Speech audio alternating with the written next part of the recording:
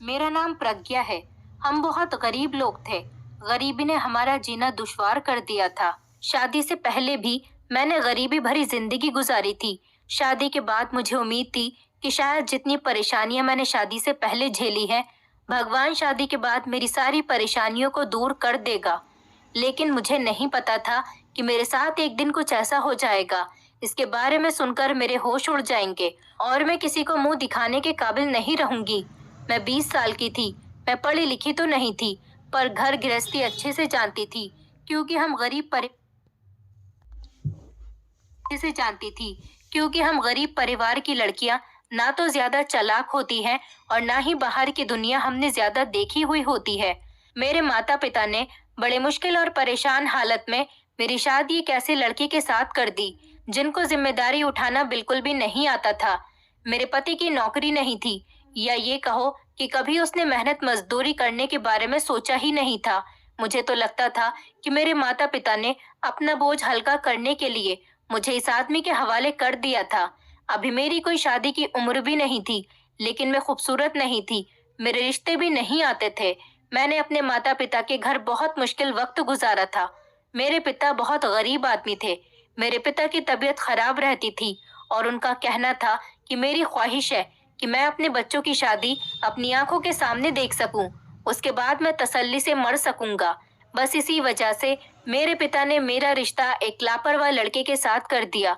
लोगों को लगता था कि जब इसका घर बस जाएगा तो खुद ही जिम्मेदारी समझने लगेगा।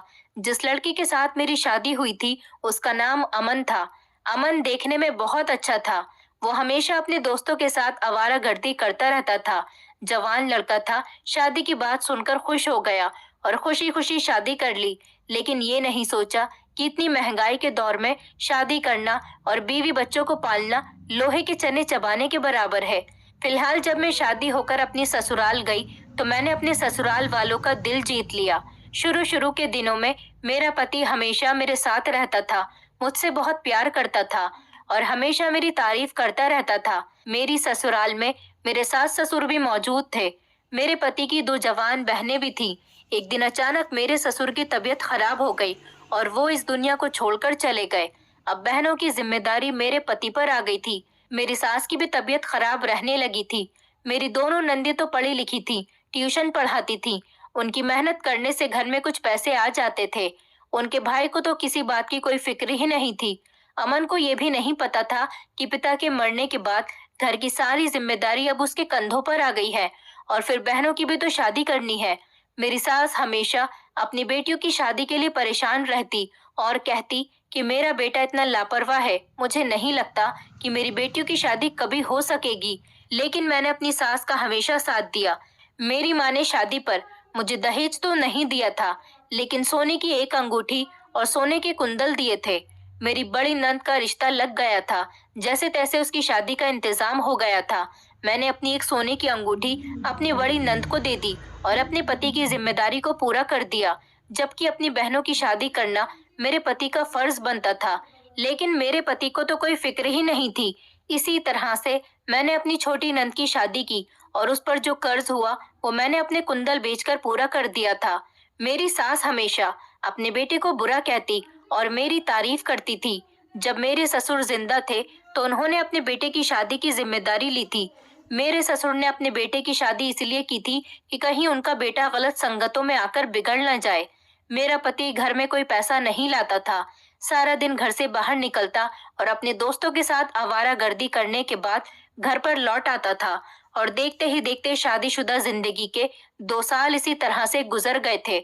हम दोनों के बीच कभी छोटे मोटे झगड़े हो जाते, कभी हम एक दूसरे से रूठ जाते और एक दूसरे को मना लेते। मैं अपने पति के साथ सिर्फ समझौता करके ही गुजारा कर रही थी।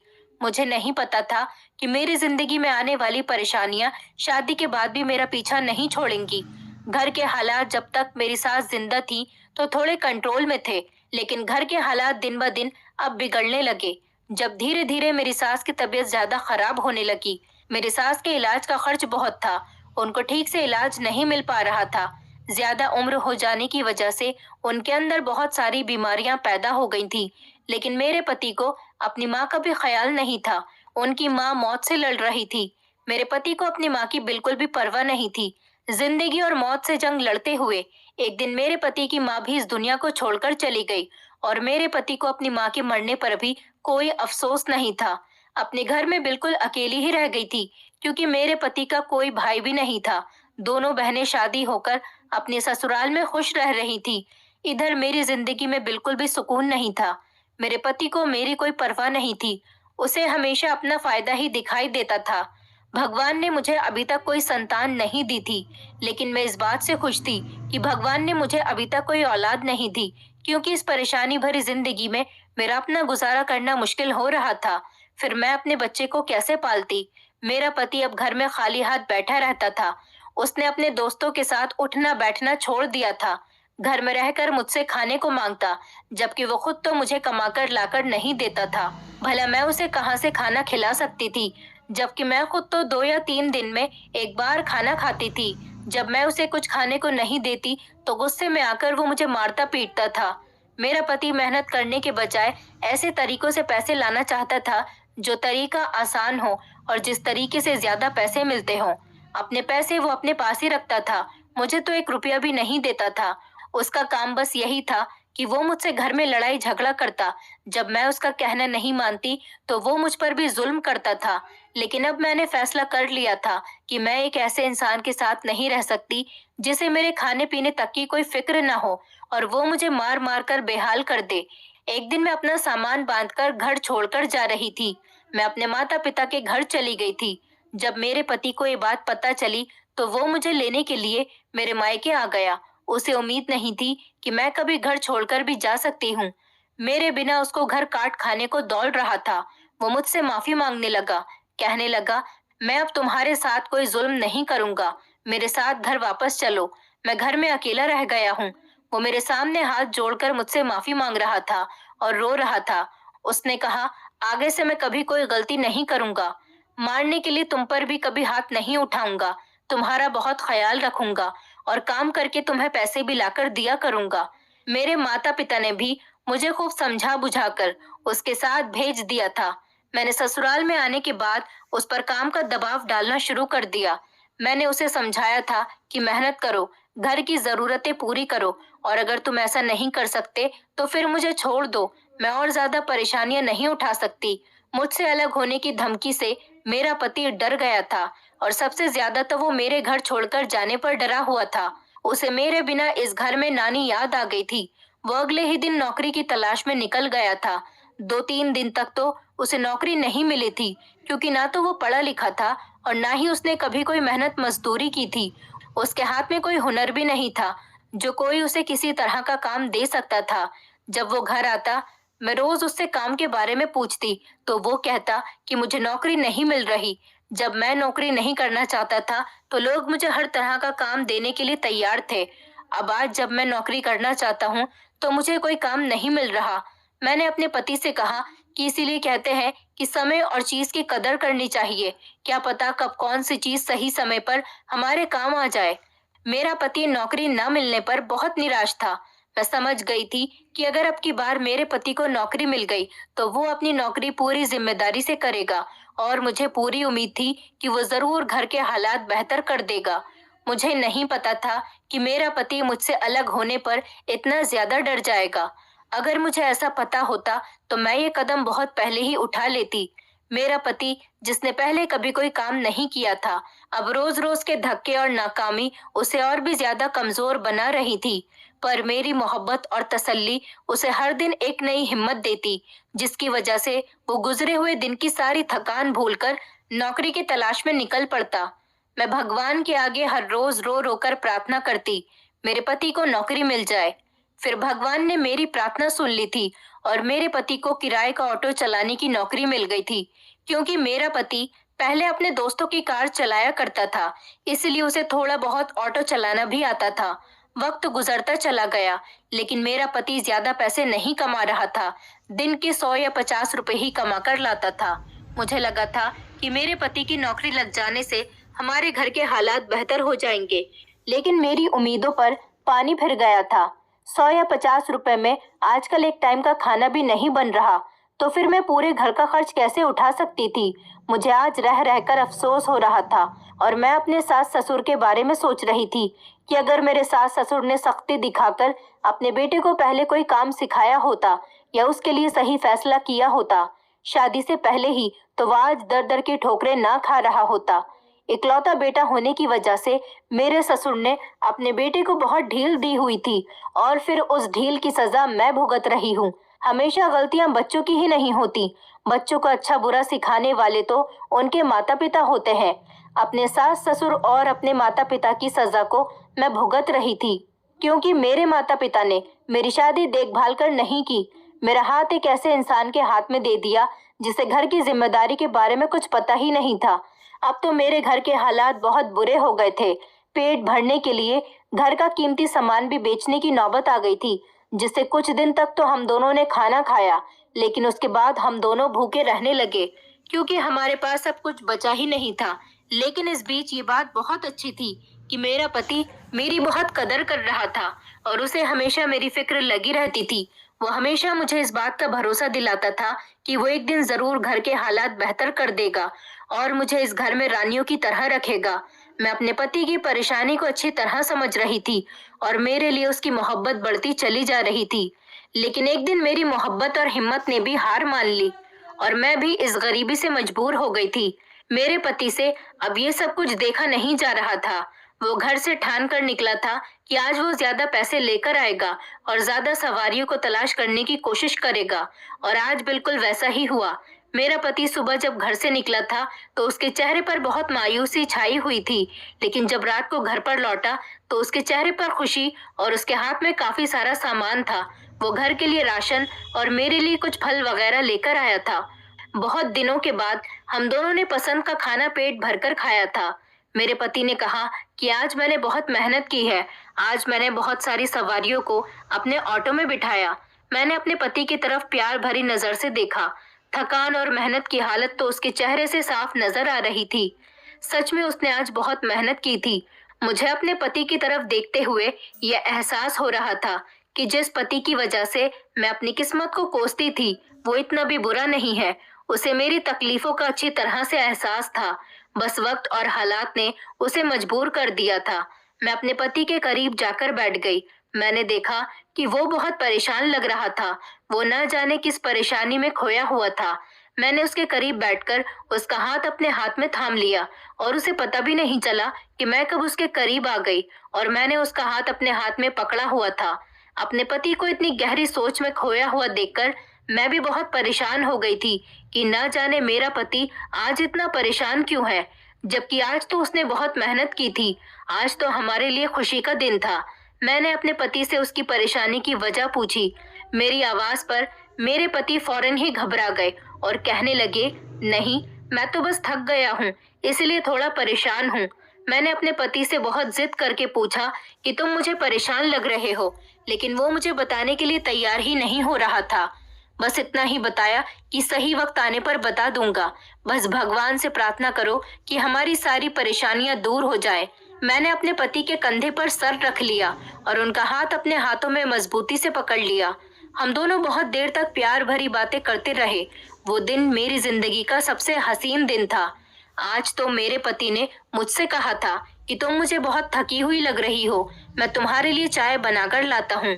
मैंने अपने पति को मना भी किया कि मुझसे ज्यादा तो आप थके हुए हो, मैं चाय लेकर आती हूँ। मेरे पति ने कहा कि मैंने तुमसे कहा था ना कि जब मैं अच्छे पैसे कमा कर लाऊंगा तो तुम्हें इस घर में रानियों की तरह रखूंगा। अब तुम आराम करो, मैं तुम्हारे लिए चाय बनाकर लाता हूँ। उसके बाद हम दोनों आराम से बैठकर चाय पियेंगे। उसके बाद वो चाय बनाकर ले आए। चाय पीने के बाद हम दोनों बातें करते रहे। बातें करते करते न जाने मुझे कब नींद आ गई, मुझे कुछ पता ही नहीं चला। मेरे पति ने मुझे गोद में ले जाकर कमरे में लेटा दिया। उसके बाद उन्होंने अपना नया काम शुरू किया, क्योंकि मेरे पति को अपना काम करने का मौका मिल गया था।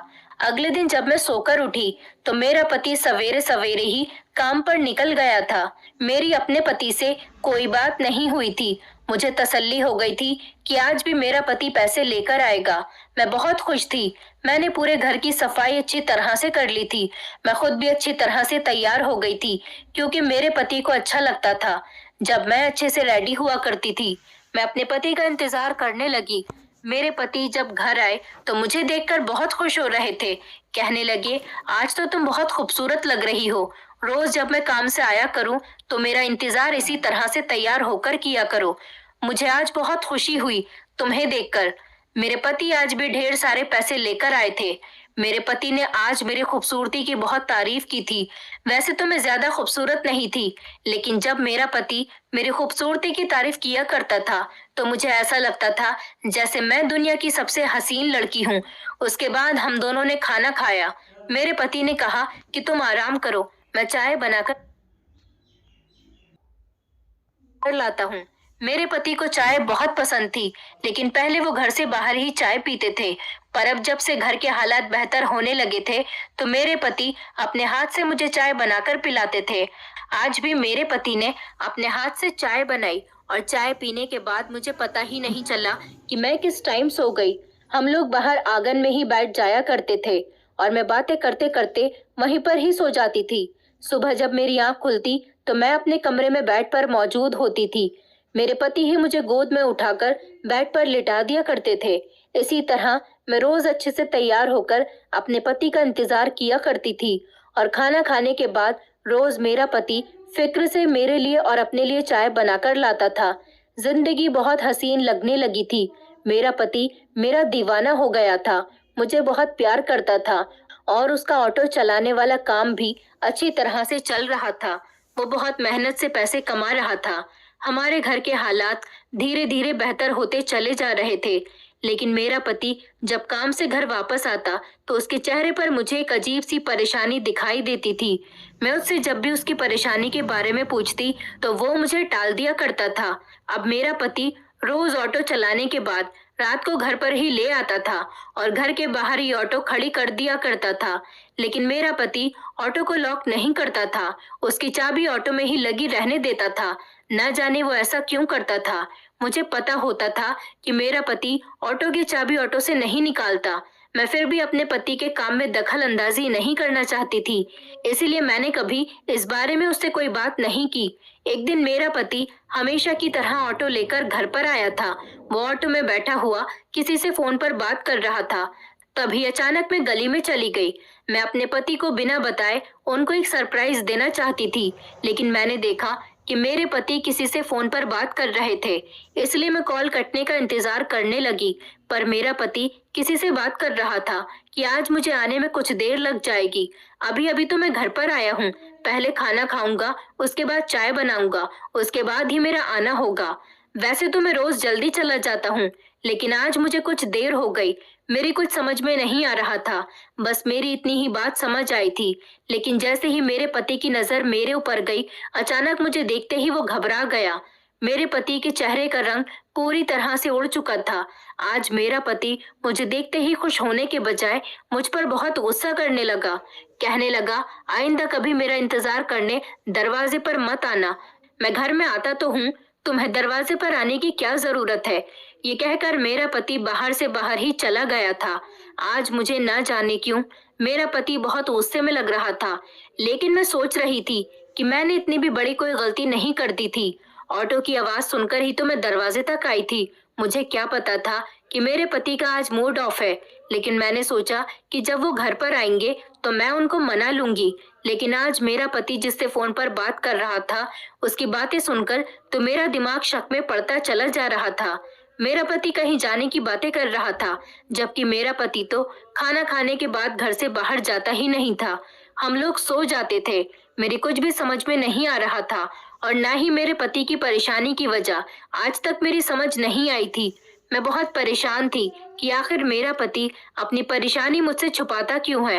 मुझे कुछ गड़बड़ लग रही थी और फिक्र भी हो रही थी कि ना जाने मेरा पति घर से बाहर निकलने के बाद ऐसा क्या कर रहा है, जबकि अब घर में किसी भी तरह की कोई परेशानी नहीं थी और मेरा पति घर में जरूरत की हर चीज टाइम पर ला दिया करता था। पर जब भी मैं अपने पति को परेशान देखती और उनसे उनकी परेशानी के बारे में पूछती तो वो मुझे बहुत डांट दिया करते थे। कहते कि तुम मुझे परेशान मत किया करो, मेरी परेशानी की सबसे बड़ी वजह तो तुम खुद हो। तुम सिर्फ अपने काम से काम रखो। इन दिनों मैं देख रही थी कि मेरे पति का बिहेवियर कुछ चिड़चिड़ा सा रहने लगा था। वो दिन ब दिन परेशान रहने लगे थे और जब वो मुझसे इस तरह से गुस्से में बात करते तो मेरा दिल दुखने लगा था। ऊपर से काफी दिनों से मेरी तबीयत भी कुछ ठीक नहीं लग रही थी। मैं सारा सारा दिन सोई रहती थी। मुझे कमजोरी महसूस होती थी, चक्कर आते थे और उल्टियां भी आ रही थी। रात को मुझे बहुत जल्दी नींद आ जाती थी। मैं अपने पति के साथ ज्यादा टाइम भी नहीं बिता पाती थी। फिर भी मैं अपने पति के साथ टाइम स्पेंड करना चाहती थी। अब मेरी तबीयत ज्यादा ही खराब रहने लगी थी। मैं घर का कोई काम करने लायक नहीं रही थी। मैं सुबह उठती तो मुझे अपने शरीर के अंदर से अजीब सी घिनसी महसूस होती थी। कभी मुझे लगता कि मेरा वहम है तो कभी खुद को गंदा गंदा सा महसूस करती थी। जब तक मैं नहा नहीं लेती थी मुझे सुकून नहीं मिलता था। सुबह उठते ही मैं सबसे पहले नहाने जाती थी। जब तक नहाती नहीं थी मुझे अपनी तबीयत ठीक नहीं लगती थी।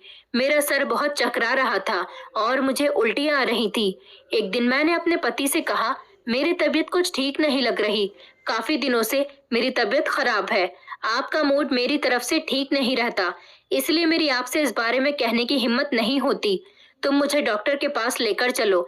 इस बात पर मेरे पति ने कहा कि कहीं भी जाने की जरूरत नहीं, मैं तुम्हें मेडिकल से दवाई लाकर दे देता हूँ। बताओ तुम्हें क्या क्या परेशानी हो रही है। रात को जब घर आऊंगा तो दवाई लेता आऊंगा। मैंने अपने पति से तो कुछ नहीं कहा, पर उनके जाने के बाद मैं खुद ही डॉक्टर के पास चली गई। मैं जब डॉक्टर के पास गई तो डॉक्टर ने मेरा चेकअप किया। चेकअप करने के बाद डॉक्टर ने बताया कि आप नशे का सेवन करती हैं। आपके लिए नशा करना बहुत हानिकारक है। इन दिनों आपको नशा नहीं करना चाहिए। मैं डॉक्टर की बात सुनकर बहुत हैरान रह गई थी।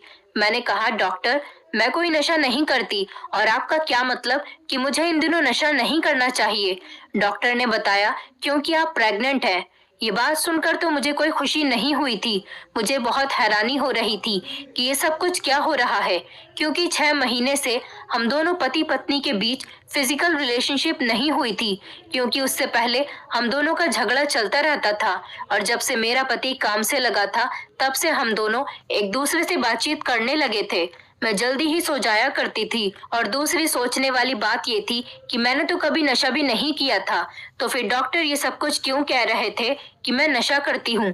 डॉक्टर ने बताया था कि नशा करने की वजह से आपकी सेहत पर बुरा असर पड़ रहा है।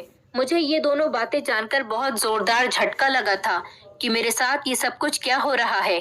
मेरी कुछ भी समझ में नहीं आ रहा था कि आखिर नशे की दवाई मुझे कौन दे रहा है, और फिर ये बच्चा किसका है। ये सारी बातें मुझे बहुत परेशान कर रही थी।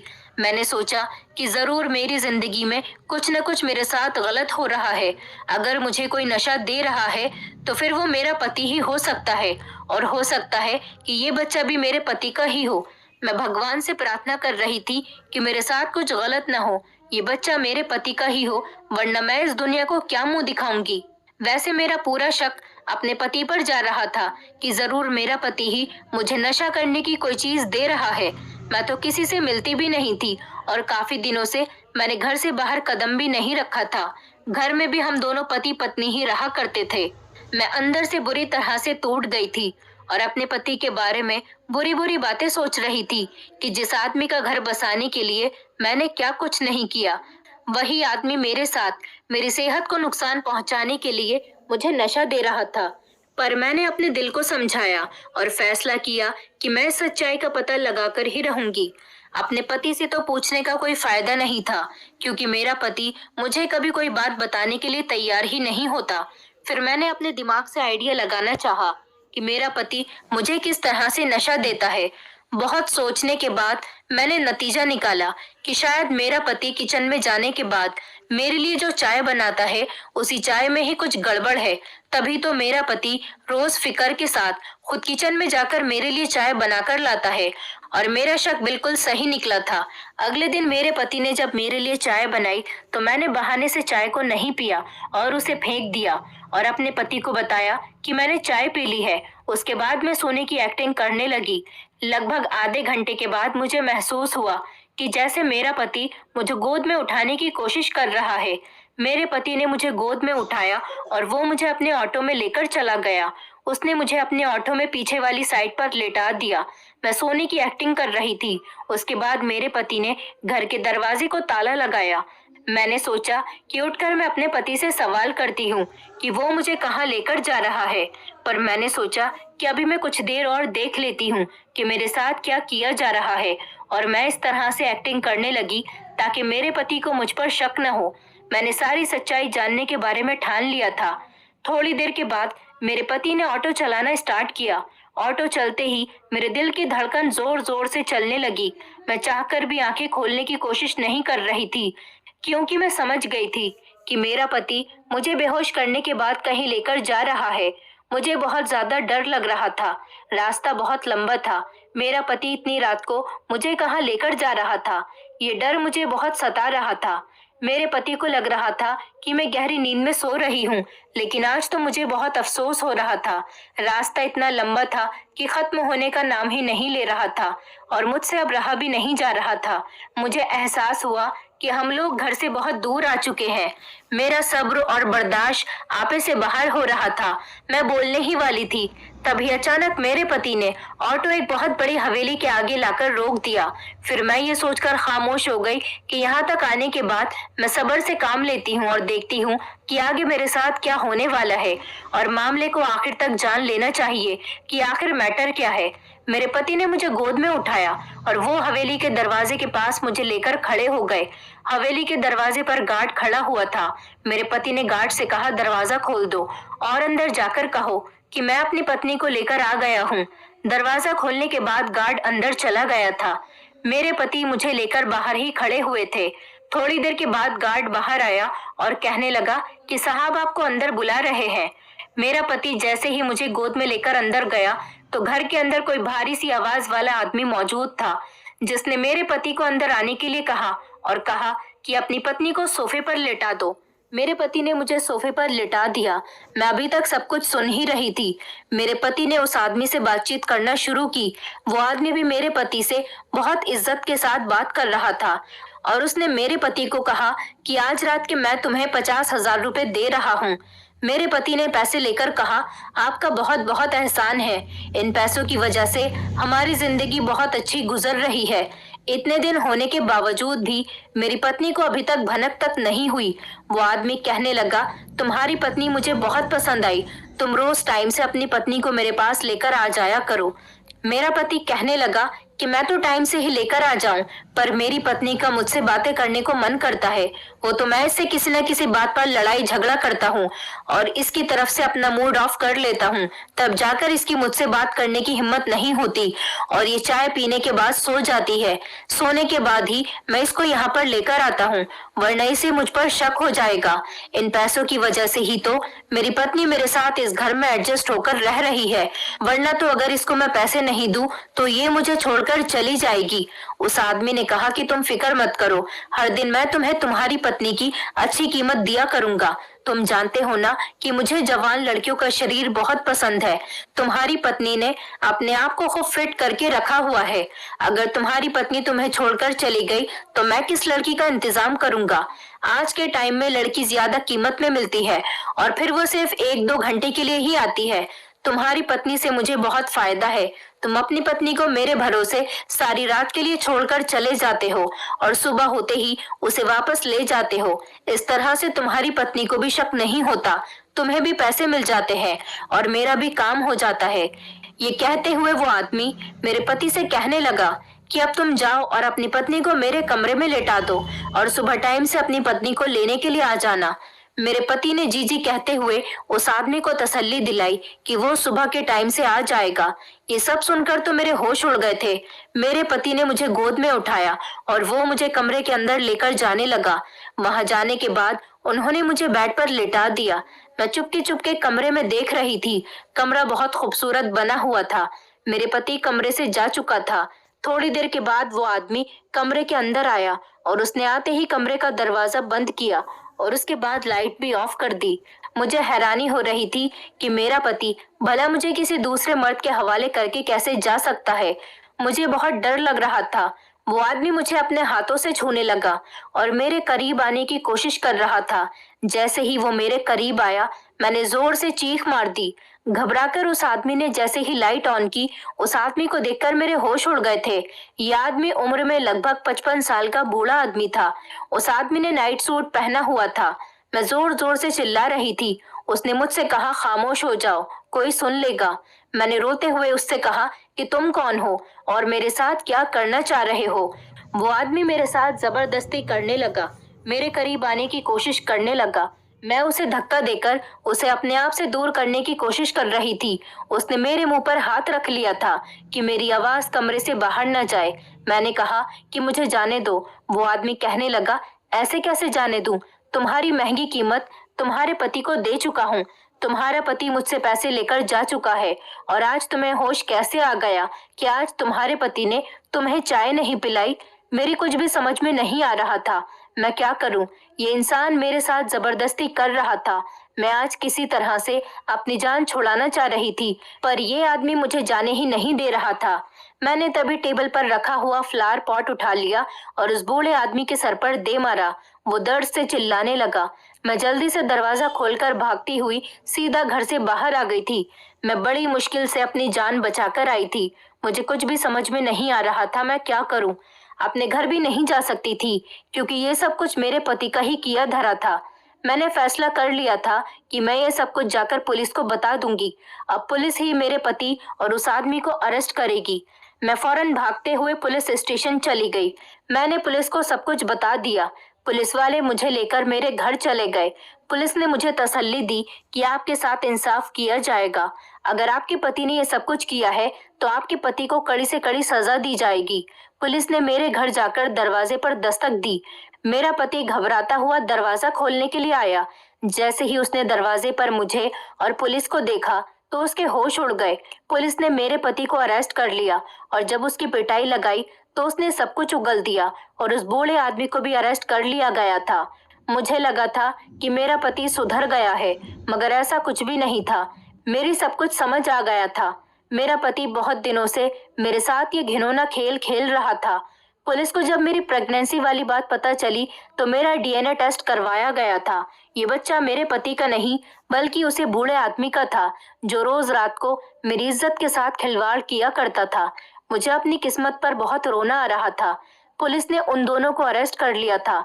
मेरा पति मुझसे माफी मांग रहा था, लेकिन मैंने फैसला कर लिया था कि मैं ऐसे घटिया इंसान को कभी माफ नहीं करूंगी जिसने अपनी पत्नी को दूसरे मर्द के हवाले बेच दिया था।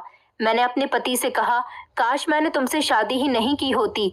मैंने इस आदमी पर भरोसा करना शुरू कर दिया था और यही मेरी सबसे बड़ी गलती थी।